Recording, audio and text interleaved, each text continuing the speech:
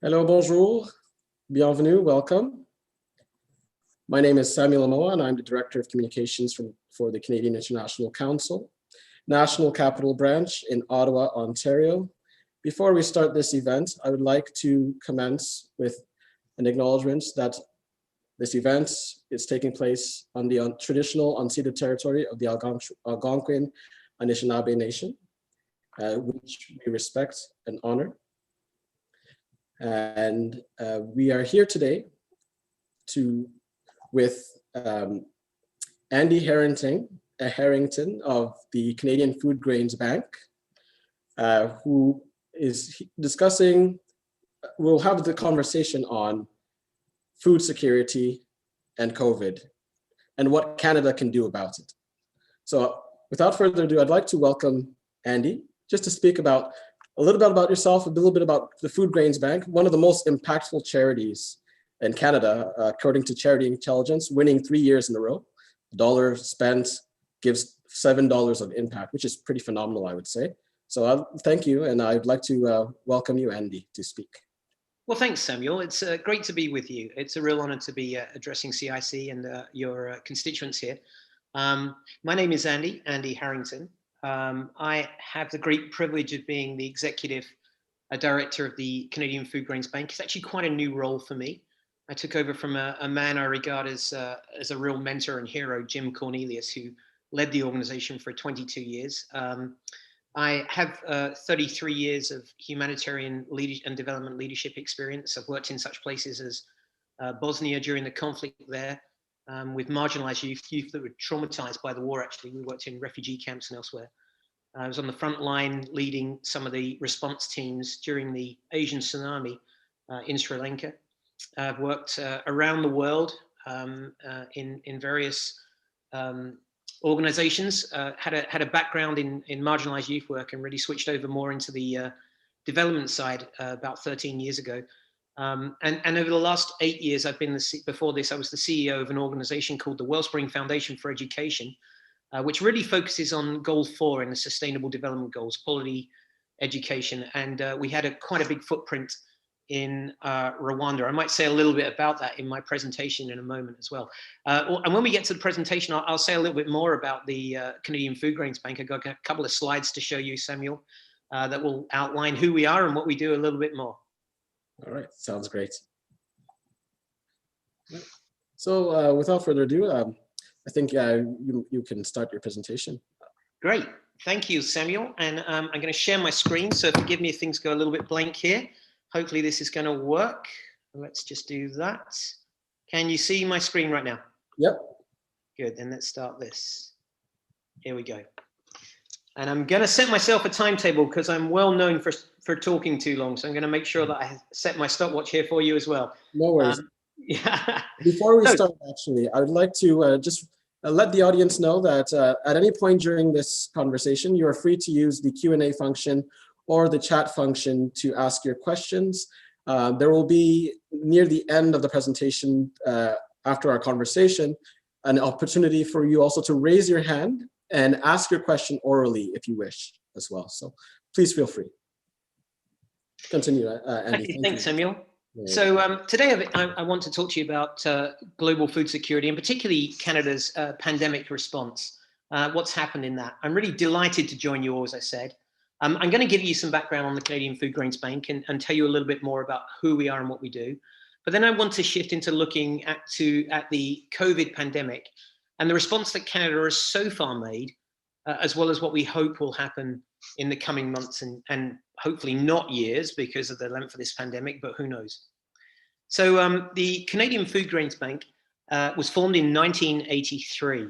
It's a partnership of Canadian churches and church agencies, 15 churches and church agencies that come together, and we're able to check out any differences we may have at the door and really rally around this one area of food security.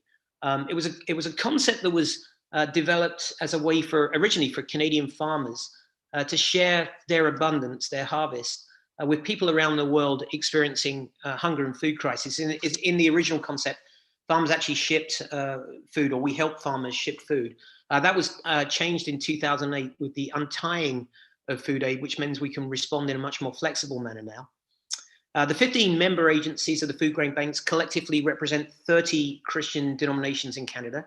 And it's a very wide-ranging group, as you can see there, from the Catholic Church, includes all mainline Protestant denominations, and most of the larger evangelical denominations. And the reason why we can come together like this without any form of barrier is this: we have a very simple mission and a very driven vision. Our mission is working together to end global hunger, and our vision is a world without hunger. All of us, all the agencies, are absolutely united. We're laser focused on fulfilling our mission and vision, and we believe it is possible. And it's important for you to know that for the past 5 years, the amount of people going hungry has actually risen on a year-by-year basis, which is sad at many different levels. But there have been 3 specific drivers that have been behind that. Number one is the growth of conflict around the world. In a time when we're seeing the rise of more nationalist tendencies and more displacement, we're seeing more conflict, and that is driving hunger as people are driven out of their homes and either internally displaced or crossing borders as refugees. Secondly, we're seeing the effects of climate change. And without a doubt, for many of the people we work with, climate change is having a deep, deep impact on their agricultural practices and on their ability to provide food for their families and for their communities. And then thirdly, we're seeing an economic meltdown. And that economic crisis has been accentuated, as we'll talk about in a moment, by what has happened due to the COVID pandemic. So sadly, tonight, 1 in 10 people will go to bed hungry. And for those of you who've been in that situation or have known of people in that situation, you'll know that that is a terrible experience. So this is where we come in. The Canadian Foodgrains Bank works across the world. We currently have 117 projects operational. We're starting new ones all the time. Last year, in the 2019 to 20 period, we provided over $42 million of assistance for over 866,000 people in 34 countries. Every year, the figures are different because it depends on the humanitarian crisis we're having to respond to. The Foodgrains Bank does not directly implement programs, so we don't have our own staff on the ground. We have members, the members that you've seen, and they in turn have partners on the ground, sometimes branches of their own organization, sometimes trusted partners that they've worked with for many years and that we've validated. And they implement the programs. The Foodgrains Bank's job is to provide the financial and technical support to make sure that those programs are well managed, well run, and have great impact. And so we are a top 10 charity. We were just recently named for the 3rd year with Charity Impact as a top 10 impact charity. And that makes, that just goes to show the level of impact we're having. But as you can see, we separate our programs into 3 categories. So first of all, we have food assistance. And then we have agriculture and livelihoods, and then nutrition programming. Now, in practice, these components aren't quite as separate as it looks here, with 60% going to emergency food, 35% to agriculture and livelihoods, which is access to food in the long term, and 5% to nutrition programs, which, by the way, is particularly for children and pregnant nursing women. In reality, these are often part of a continuum. So they're often combined or represent different phases of one project or a program. So many food assistance and agriculture and livelihood projects include a nutritional component as well and have nutritional outcomes in their design, such as diversity of diets and more nutritious diets in order to help long-term development. So our agriculture and livelihood program is often trying to improve resilience, reduce disaster risk, if you will, or assist communities to recover from humanitarian crises. So in other words, we're often having to respond by sudden onset crises. Could be a hurricane, could be, as we have recently responded to, the Beirut explosion. But we're always looking to see, well, how can we provide long-term resilience? How can we provide long-term development as well? So In addition to our international work, we also have programs that engage people across Canada, which is one of the reasons why I'm here today, and I'm very grateful to be speaking to you.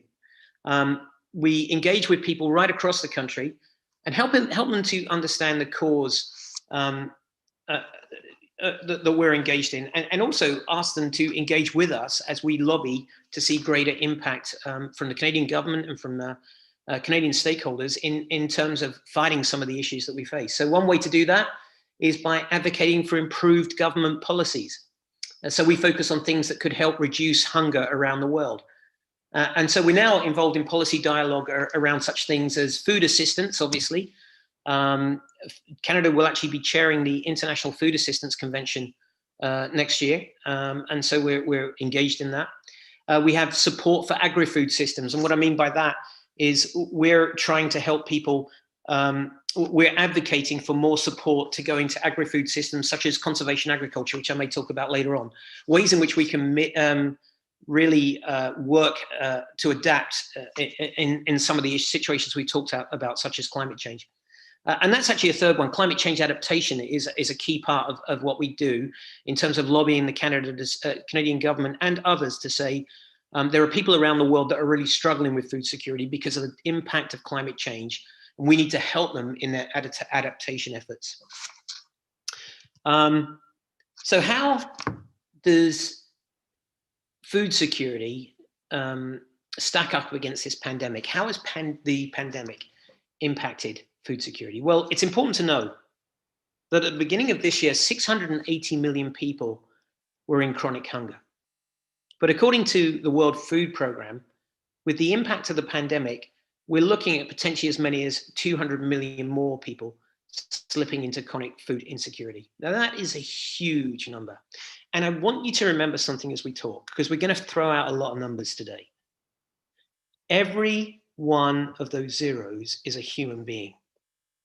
Every single one of them has a story. They could be your brother, they could be your sister, they could be your parent, your grandparent, your child. They just happen to live in a different country that doesn't have access to the resources that we do. When you hear statistics, think people. That's something we try and do at the FaithBased Bank. And it's something that I've strongly believed in that all along, because of the nature of the experience that I've had and that these people that I've met around the world. So one of the things that we've seen as we've looked at the impact of the pandemic is very much the same as in Canada, that it's not so much the virus itself that's causing the problem, although we do have the nature of the problems that the virus is causing. It's the impacts of the virus on the economic fallout that's happening. I actually saw that recently in the just before things got shut down. I was in Rwanda and Uganda, visiting some of the projects in the organization I used to lead there. And some of the areas that we worked in, one in particular right on the border of the Democratic Republic of Congo and Rwanda, were very poor, very impoverished areas. But there was a certain level of food security there because there were systems that work. As soon as the lockdown was created in Rwanda, which was a very well enforced lockdown, people moved into hunger almost immediately. Within 3 days, you had the breakdown of supply chains all along the border there, because a lot of cross-border traffic was happening. And so the organization that I was engaged in, which was engaged in education, immediately swung to providing food assistance for 12,000 people. And that's what a number of NGOs have had to do, because there have been impacts that have happened beyond the actual pandemic itself, beyond the virus, that have caused massive food insecurity. So like Canadian farms, interestingly, most farms in developing countries are family-run businesses. So the pandemic actually had relatively little impact in their day-to-day activities. But some farms had trouble getting seeds and other inputs because transportation was disrupted. If there's a lockdown, how do you get stuff for your inputs there? Farms that had hired laborers often found themselves short-staffed as workers couldn't or didn't want to travel. I saw that myself in Rwanda. Many farm laborers lost their jobs, especially those who traveled from other countries or long distance within their own country. In terms of farm outputs, the pandemic's had a wide impact. So once farmers harvested their crops, if they could harvest their crops, or once they got livestock ready for market, they often encountered, again, problems with transportation, processing, storage. Many food processing facilities were actually shut down across the world because of the risk of disease spread. You had the slowing of trucking, which left perishable foods like fruit, dairy, and fish spoiling. Food waste skyrocketed in the early days of the pandemic, even as urban consumers complained of empty markets. So I was in Kigali, the capital of Rwanda, when we were already beginning to see this. I was able to catch one of the last flights out, and already the lockdown was beginning to happen in a way that was having this massive impact where the food was in the ground, the crops were in the ground in the small farmers that we were seeing outside, and there was no way to get it to the cities. What about farm markets themselves? So all this affected not only the farmers' incomes, but also food prices and the availability to consumers. Obviously, when there's a lack of supply, there's a rise in prices. So people lost their jobs. They shifted to cheaper staples like maize, rice, and beans. And this shift in demand rippled back to the farms. Farmers were left trying to figure out, what can I grow? Where can I sell it if I grow it? And many of these farmers, we're not talking farmers like you would see in multi-100-acre farms here in Canada. You're often talking about smallholder farmers who have plots maybe the size of some of your back gardens. They're not big. And so they have a very limited level of resilience to when the markets change. Many food markets themselves actually reduced their hours, and many of them actually closed. Those that didn't close often limited the number of people that could enter. And that, along with sometimes aggressive enforcement of the curfews, and colleagues of mine in Rwanda reported quite strong efforts to enforce those lockdowns, which understandably so. But that reduced people's ability to buy food and reduced earnings for farmers and market vendors. I'm aware of people who actually had to ask permission via online portals before they could leave the house to go shopping in some countries.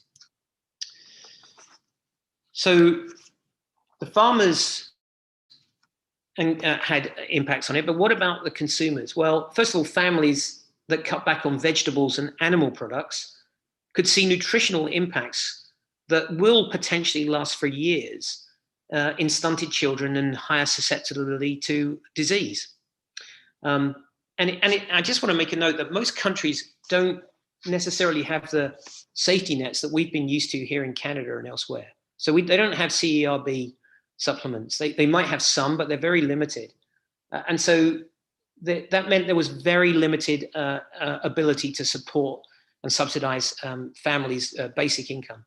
And actually, another issue that we're looking at that could be stacked up is countrywide debt in the developing world. That was something that was such a key part of the Gleneagles G8 summit back in 2005, when countries really did commit to increasing aid and development. But as part of that, they also committed to cutting debt. And that has been something that we started to see rising again. And I've actually had access to one country's strategic plan in terms of what it wants to do to combat the effects of COVID. And we're looking at massive debt increases as a result. That will have huge long-term impacts that we can only just begin to project.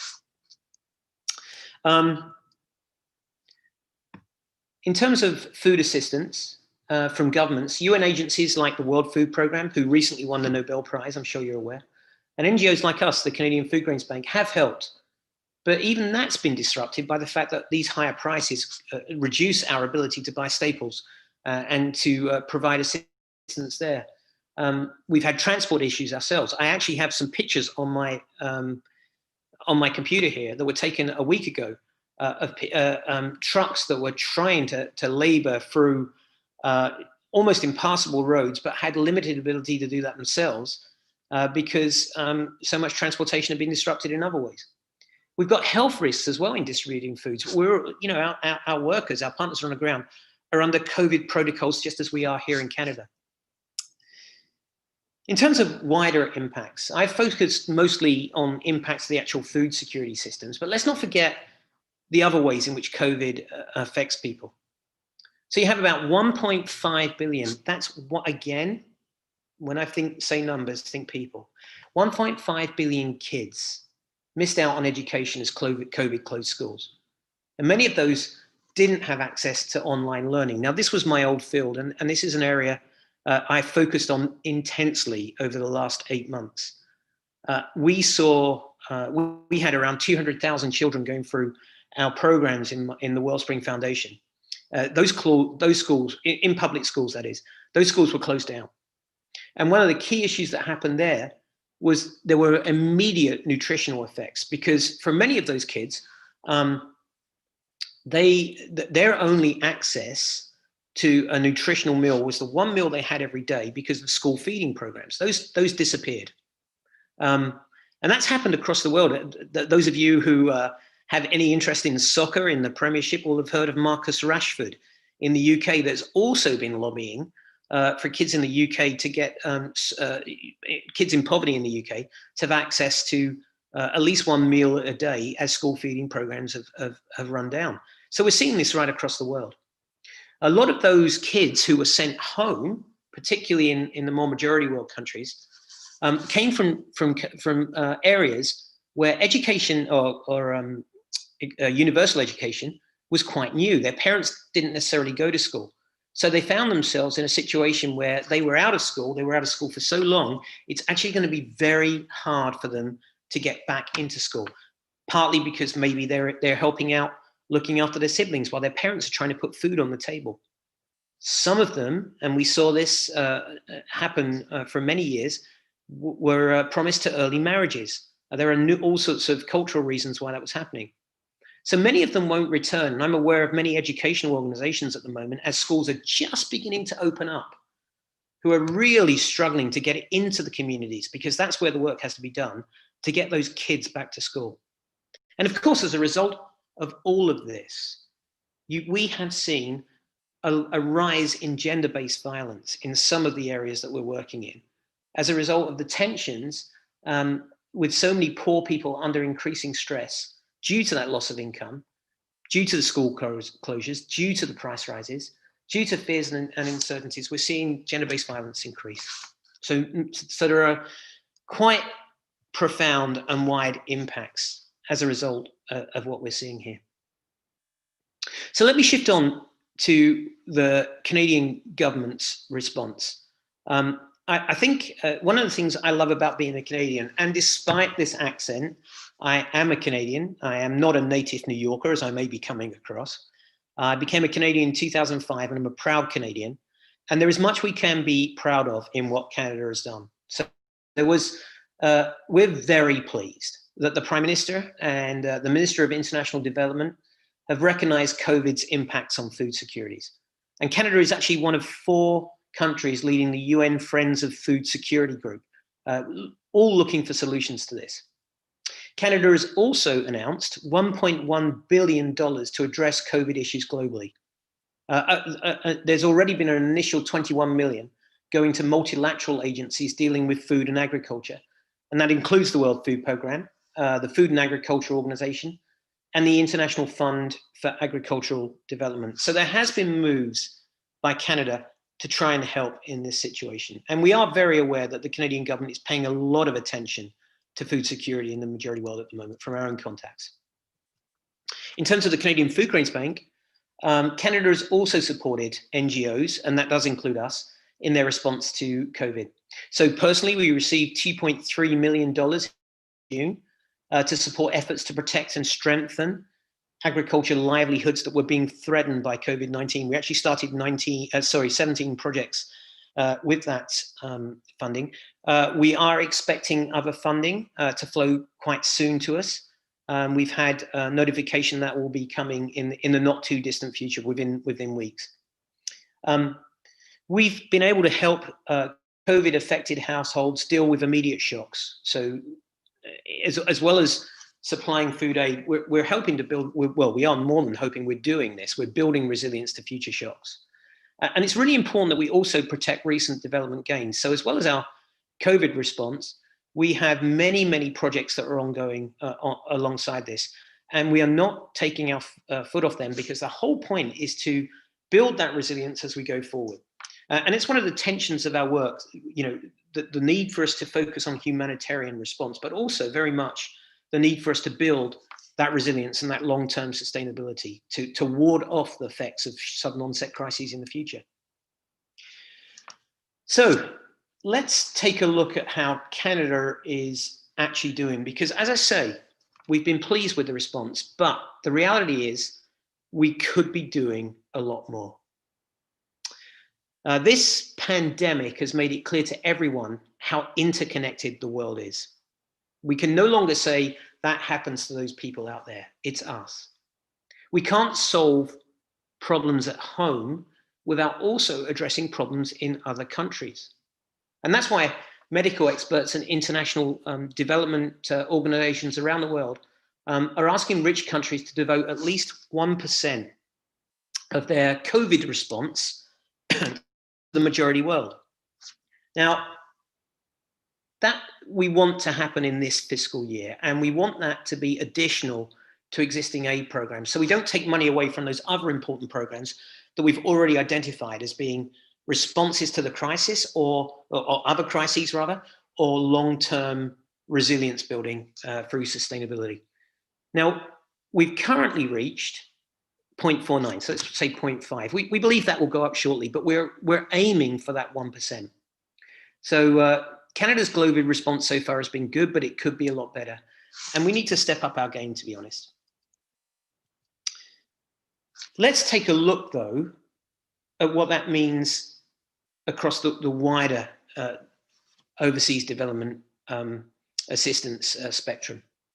So while Canada needs to step up their aid this year to deal with COVID, we should also recognize that Canada's overall aid spending is actually really low. And that should increase in the coming years. So the UN recommends that donor countries contribute 0.7% of their gross national income to aid.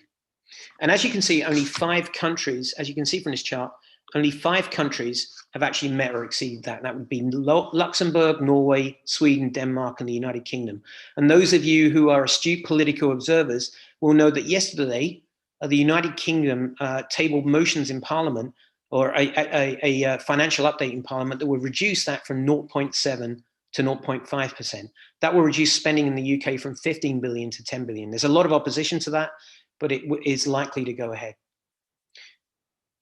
Now, where's Canada on this? Well, you have to look a long way down that list, and you'll see we're at 0.27. That's less than average, and only about a third of the target. And the target's an interesting one in itself. It actually has some Canadian history to that target. Lester Pearson, an ex-prime minister, worked with the United Nations back in the, around, I think in 1970 it was, that they adopted this 0.7 as a designated target. So there's Canadian history for this. So it's sad to see us down at 0.27. In fact, our aid levels compared to the size of our economy are currently at the lowest they have been in 50 years, half a century. And we can't point fingers on a partisan basis, one political party or the other. At various times, both liberals and conservatives have championed aid or let it slide. So it's not a partisan issue. It's a question about doing our part to make the world a better place.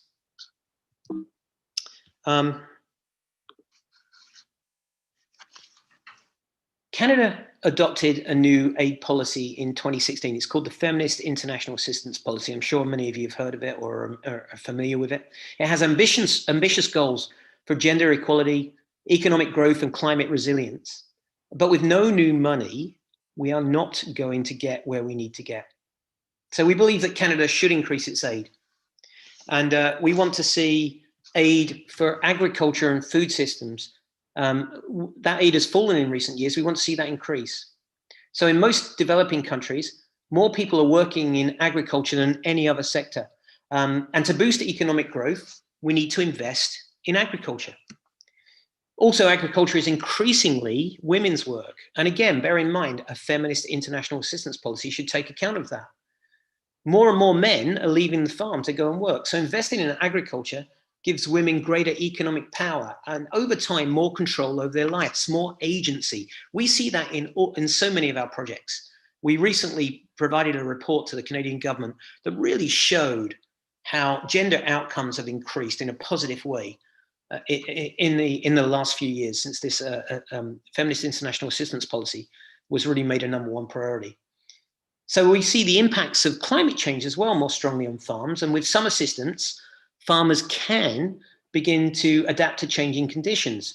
They can increase their production, they can build resilience to future shocks. We work around a program, one of our programs is called Conservation Agriculture, and it really helps within a time of climate change to increase crop yields and again provide agency for those involved, particularly women. And if you want to know more about this, there is a report by a coalition of Canadian NGOs, including ourselves, that highlights case studies of these benefits in West Africa. It's the Leaders in the Field report, and the link is just there. So I want to come to a close by saying this to you. Why aid? It's a good question, isn't it? At a time when countries are needing to focus in on their own issues, and a time when we're all looking at subsidies and debt and economic situation, why shouldn't we be looking inwards?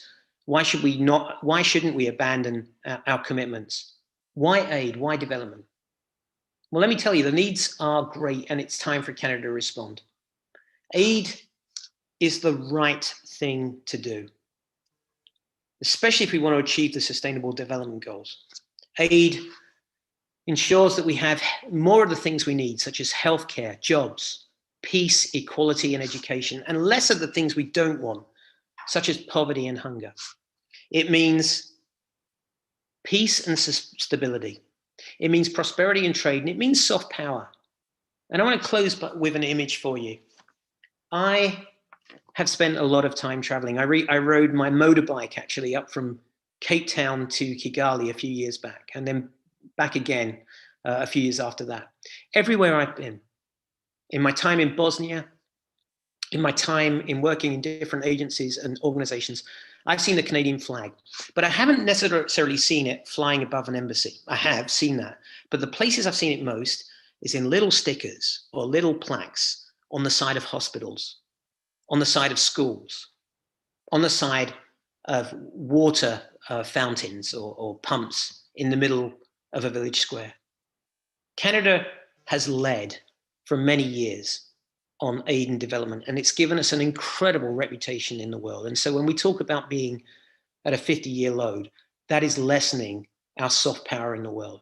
It's the right thing to do. And let me just say this, as I close and hand it back to you, Samuel, we can't talk about those people out there, those 680 or 880 million. We can't talk about the others. The world is full of conversation about those people or the others. Friends, there is no other.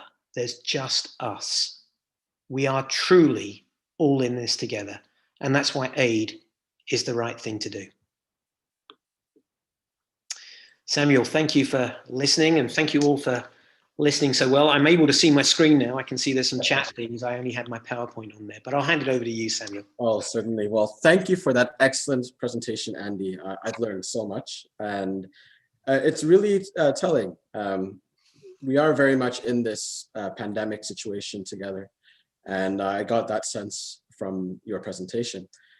We have a few questions from the audience, and I also have a few questions myself. I think you addressed some of them, but there's one question from Valerie Hume, who asked, since many of the farmers in the third world countries that the Foodgrains Bank assists are women, to what extent has this been taken into account in aid programs? So if you could just address that as well.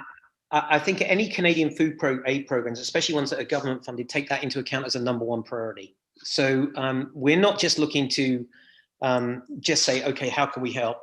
We actually make it as a #1 priority, especially within any GAC funded programs, but I think in most programs, because it's the right thing to do, to put women first. It's so much research has showed that if development impacts women, it has a much wider impact in the local community as well. So that has been a key part of any programs we put together in our COVID response as well, because we've already talked about the increases of gender-based violence. We've talked about the lack of agency that women have.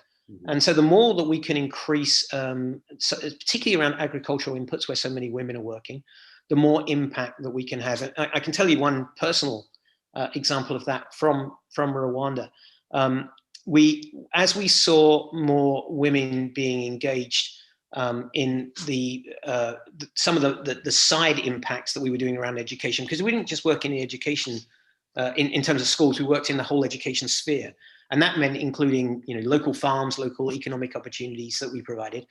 We saw women gain influence, gain autonomy, gain agency, and gain much more control over their lives as well. And so any programs that we're doing really take that as a major factor. We have indicators built into every program on that. So, and I think any credible agency should be doing that now. I see. Wow. And another question that we had from Jérôme Bilodeau is concerning climate change, and how does climate change sort of factor into the work that the FaithBased Bank does, and how does it how do you structure your approach to solving some of these climate issues? It's a great question, Samuel, and it's one we're reviewing all the time because the science speaks for itself, and with the impacts that we're seeing are quite dramatic. So it works at two levels for us. So first of all, over here, we'll talk about what we do in Canada, and then we'll talk about what we do in the field. So in Canada, we are wanting, as I said in the presentation, to really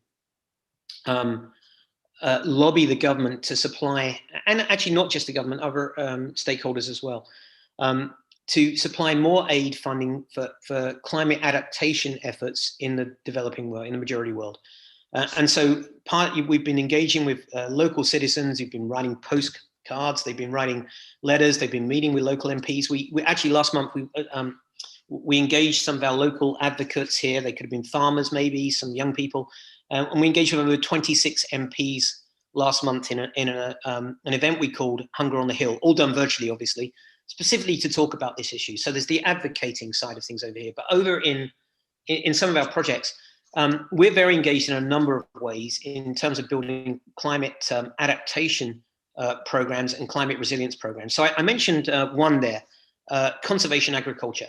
Mm-hmm. It's a type of low input agriculture that is quite different from what many local farmers have done. It involves low tillage, crop cover, and crop rotation as well. And so in teaching that, we've actually had a project called Scaling Up Conservation Agriculture. We targeted 20,000 farmers in 3 countries, Kenya, Tanzania, and Ethiopia. We've way exceeded that. And we have seen extremely good results as a regard for that, both for women, but for farmers overall. We've seen crop yields going way up. We've seen way more ability to get stuff to market. So that is very much a program focused on dealing with different, the climate change that we're having. That's awesome. That's really awesome. Another question I have, this is a personal question, but what is it that kind of got you working sort of in this space? What's through Bosnia and then through working in Africa, now you're in Canada, but you're supporting food security abroad. So what is it that personally motivates you to be as engaged as you are in ending hunger in the world? Thanks, Samuel. I think, we all start from an experience, don't we? And I can tell you when mine was. It's going to sound strange, but are you familiar with the Live Aid concert in 1985? It was a big concert. Yes. Yeah. Well, someone bought me a ticket and I didn't go. I am the one person who had a ticket to Live Aid and didn't go. It sat on my mantelpiece and I watched it on TV all day going, man, I should get on a train and go 3 hours and get to that place. And I just didn't go. Stupid. But I watched a video, and it was a video during the David Bowie set. Mm-hmm. And it was by the Cars, and they sang their song, Who's Going to Take You Home, to a CBC, a Canadian Broadcasting Corporation, report on the famine in Ethiopia. And it, honestly, I was a young guy, I was a student, and it absolutely broke me. It completely destroyed me. I am not a crier. I was on my knees in front of the television sobbing. And it kind of, I often look back to that moment and think of that one moment when I was impacted by need in the world. and the need to do something about that. And that sent me on a journey. And I could spend hours on this question, and I won't, because it's not fair on you. But you can ask me. We can have a chat, Samuel. Any of you can chat with me about it. That sent me on a journey that involved working with marginalised youth in the UK, and then being asked to move out to Bosnia to really work with traumatised kids, and then getting engaged in food security programs in Ethiopia, and then moving to Canada, and with the previous organization I worked with, being engaged in this. And I made sure I got educated in this field as well. It's been a passion. I have a passion for the marginalized, and I believe I'm very privileged, and what I have needs to be shared. And there's many more things I could say in an academic way, but it's a passion. And also, I work for an organization that's a Christian organization. I actually believe that there is a calling on us as people of faith to really care for the poor and the impoverished as well. That's very inspiring. That kind of segues into my next question. So, do faith-based organizations have a unique role to play in responding to global crises, or in, for instance, pushing the government to respond? Yeah, it's a great question. I was actually reading an article just the other day about the way in which the UN is beginning to reach out to more faith-based organizations. And one thing I would like to say about the Canadian Foodgrains Bank is we are faith-based. We are a Christian response to hunger, but we in no way discriminate in any way, shape, or form, whether it's gender, sexuality, ethnic diversity, whatever it might be.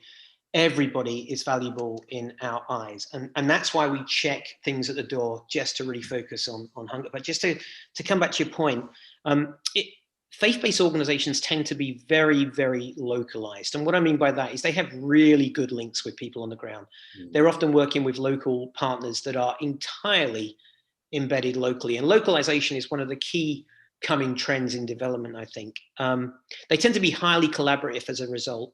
And in fact, even in the recent appeal for the Beirut explosion, both Muslim and Christian organizations really outraised other organizations purely because they have such great support base.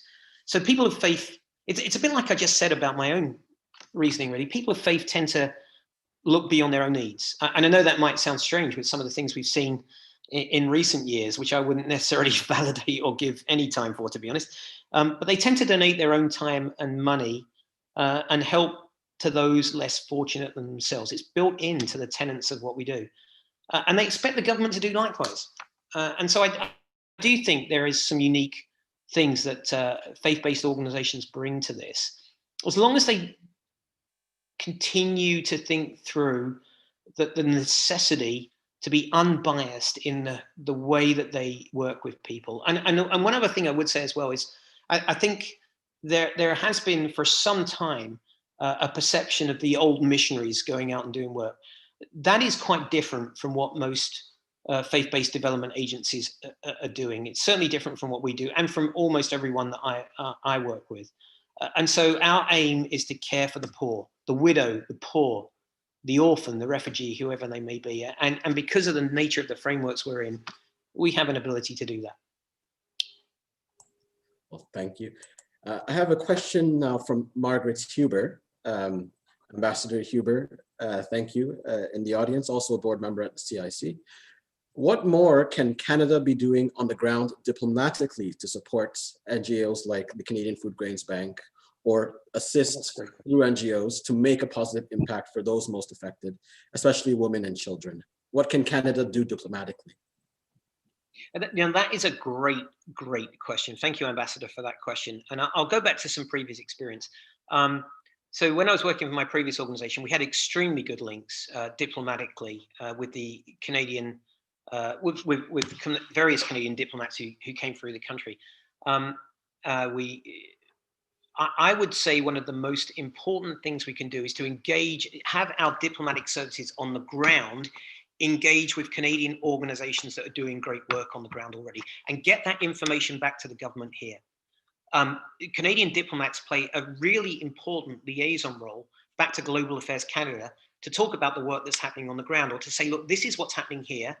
And I wanted to see this for so long. I'm actually quite passionate about this. I have seen at times the Canadian diplomatic service here, Canadian NGOs here, often within kilometers of each other, and never the twain will meet. So the more that they can talk about, the more that they can say, here are the crises, we have people on the ground that can be part of responding here. And many of those Canadian NGOs aren't necessarily full of, compounds full of Canadians. They're Canadian-run NGOs that are employing local people. And so that would be something I would say straight away. Let's make more links on the ground between our diplomats and our actual NGOs. And I think that's something Global Affairs Canada wants as well, especially the smaller to medium ones.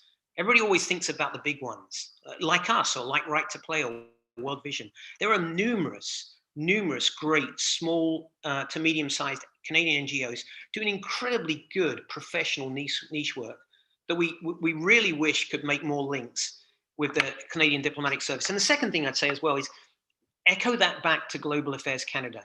Echo that back here. Talk about what's happening on the ground and lobby for those Canadian NGOs as well. So I would love to see more of that. And I know that would make a massive difference. Great question. Thank you for that. I have another question. This goes back to your presentation a bit concerning the $1.1 billion global response. We have a question from Hamid Georgiani, also from the CIC National Capital Branch, Dr. Georgiani. Where does this $1.1 billion global response go? Does it go to UN agencies or Canadian NGOs for distribution of aid to low and medium income countries, or like where does the distribution lie? Well, it's actually split. And some of that's still being worked out. So I can only tell you what I know because some of it is actually still being worked out. Often what happens is amounts are pledged and it's worked out.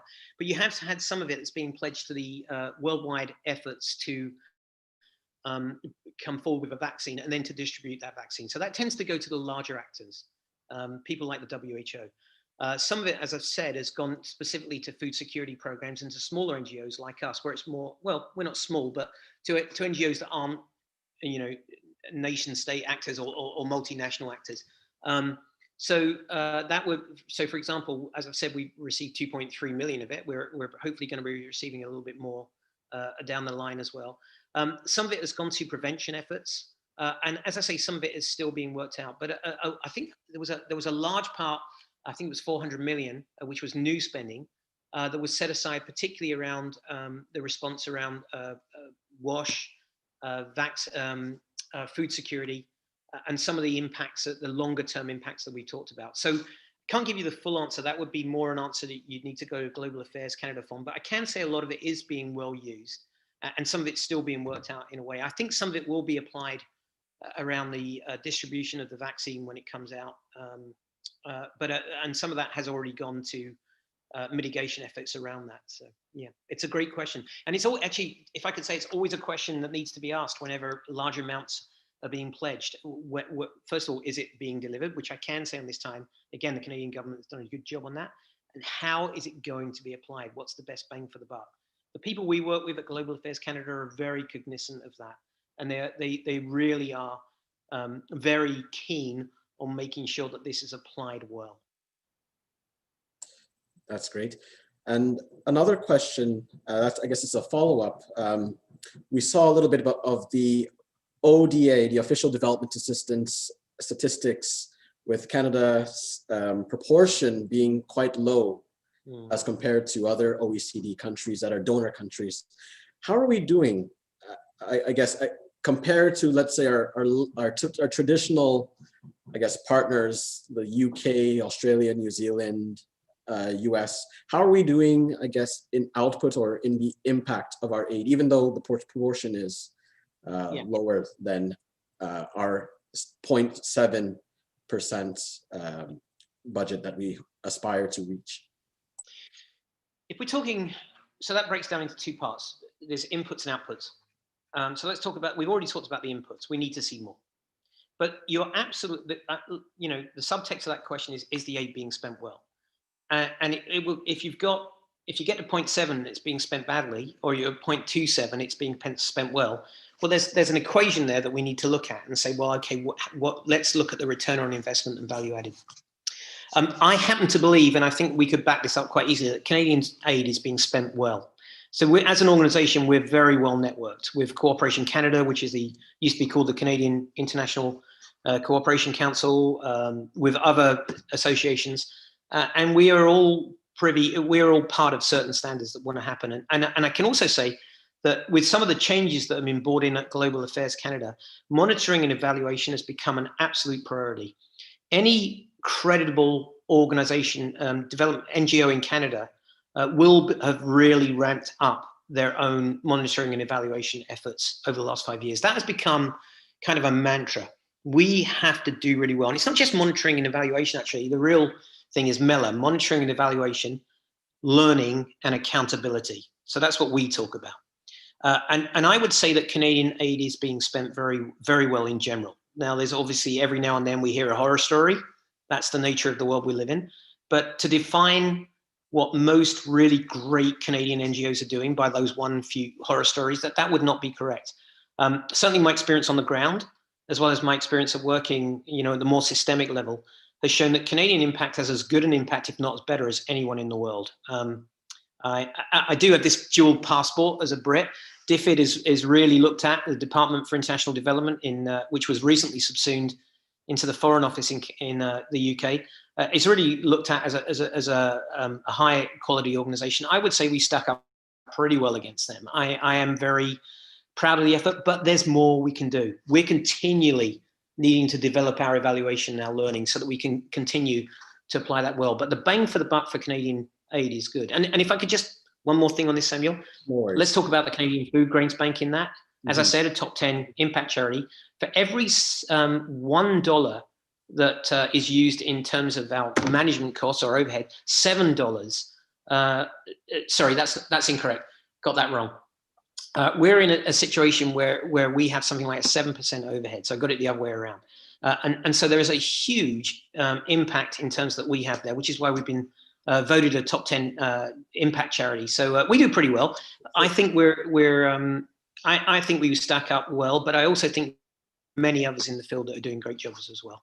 So that is 93% of your budgets. Basically, it's spent in the field and gets to who it needs to get to, essentially. Well, it depends. There are many ways to crunch the numbers.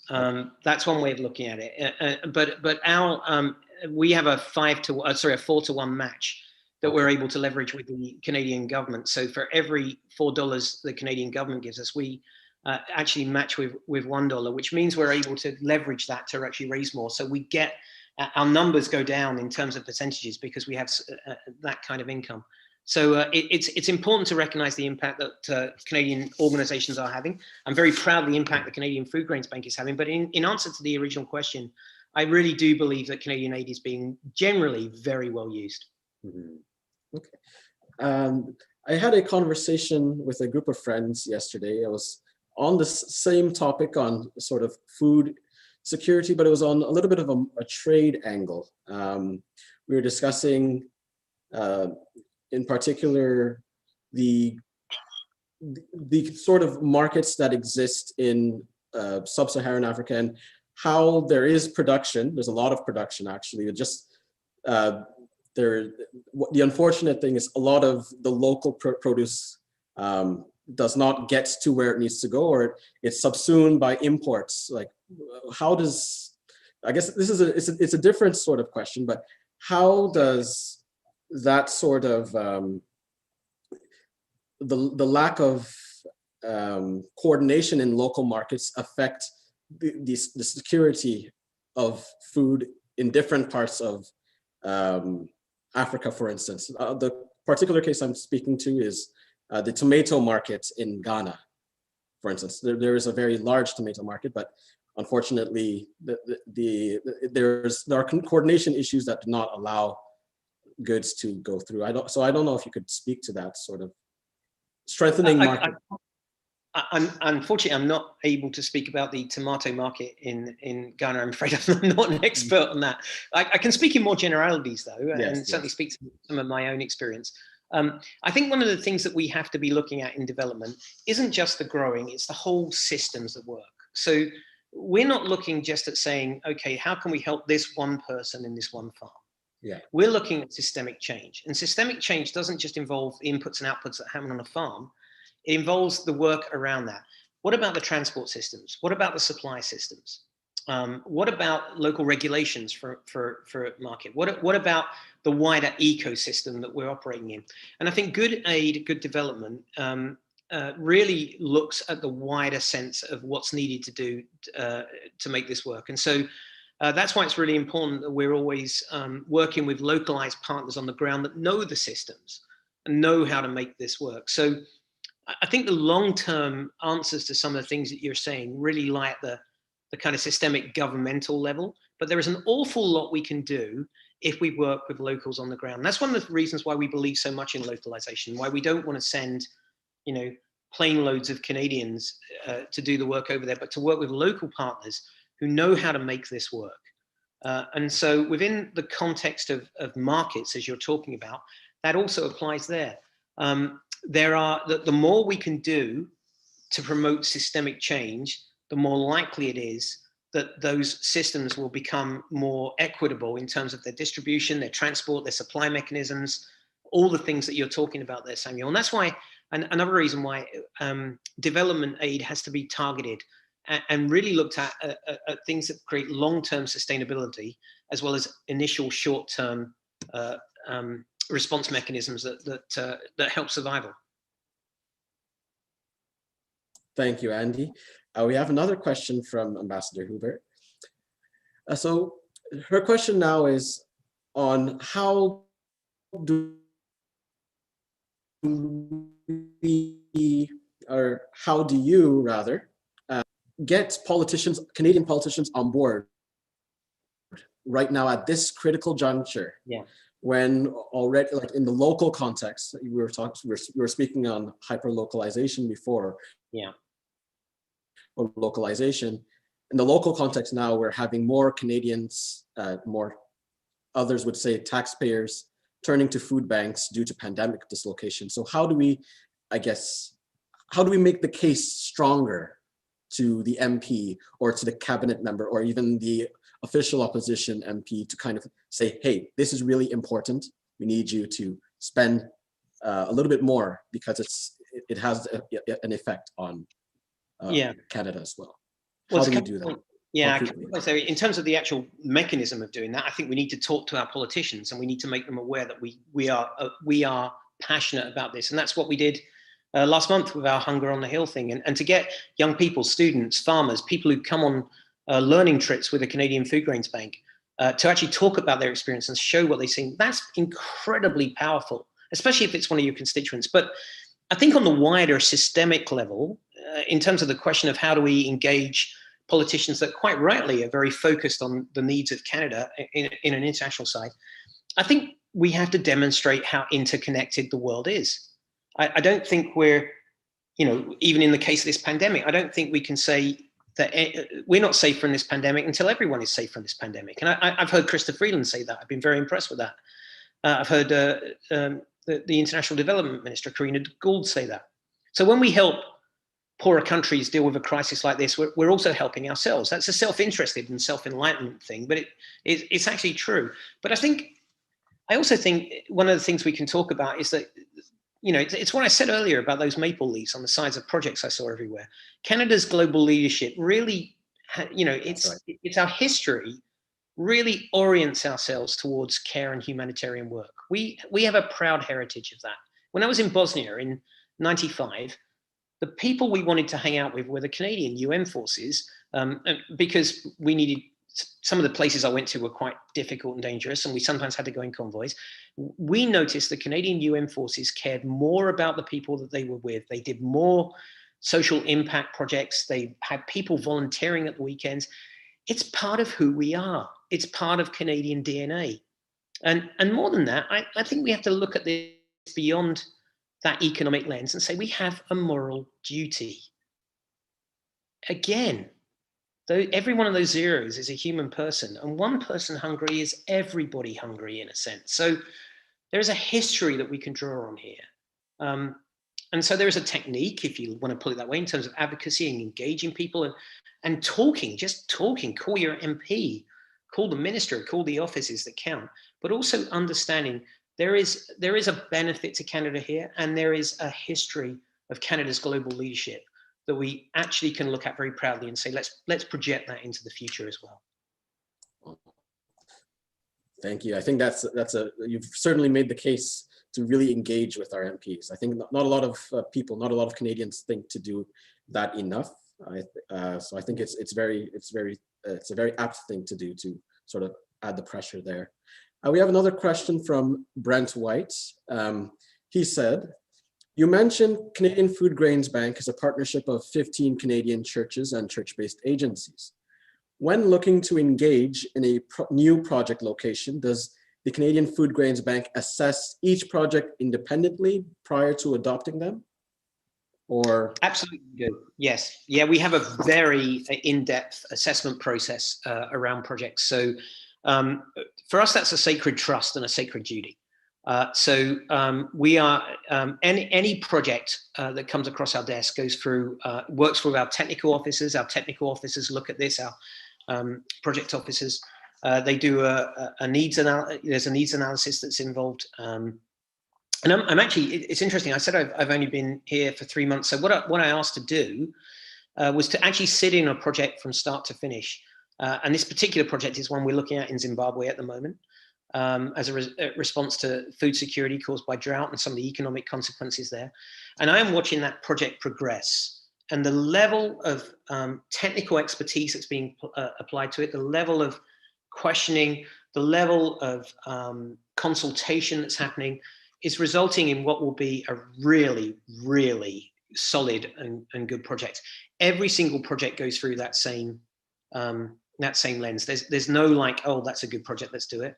We develop, we look at, we provide the expertise that needs to happen. Our partners as well also have their own member staff that are looking at that as well. Our members rather have their own member staff, our partners on the ground. So there are kind of 3 levels of accountability. And then we put into place a very, very in-depth monitoring and evaluation plan for every single project to make sure we've hit the performance targets that we said we wanted to hit on that. So they're all assessed individually, they're all monitored individually, and there's a pretty high success rate on those as a result. Thank you. Thank you very much, Andy.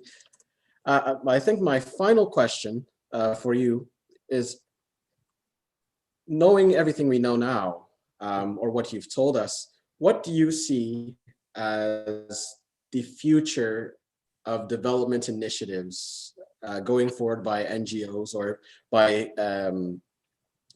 Canadian organizations, or even by the Canadian government as we go forward? What are some of the future? You just broke up a little there, Samuel. I think I got it. So you're looking at the future trends emerging in Canadian development. Trends of Canadian development initiatives. Yeah. Okay. Well, there's a few actually. I'd say that there's one of the buzzwords at the moment. I'm sure many of you are familiar with it. It's what's called nexus programming, and that's where we really want to have a kind of a continuum between short-term humanitarian work and longer-term development work. And so there's some parts of our work where there's a crisis, let's respond. There are others, as I said, that are much more longer-term agriculture and livelihoods.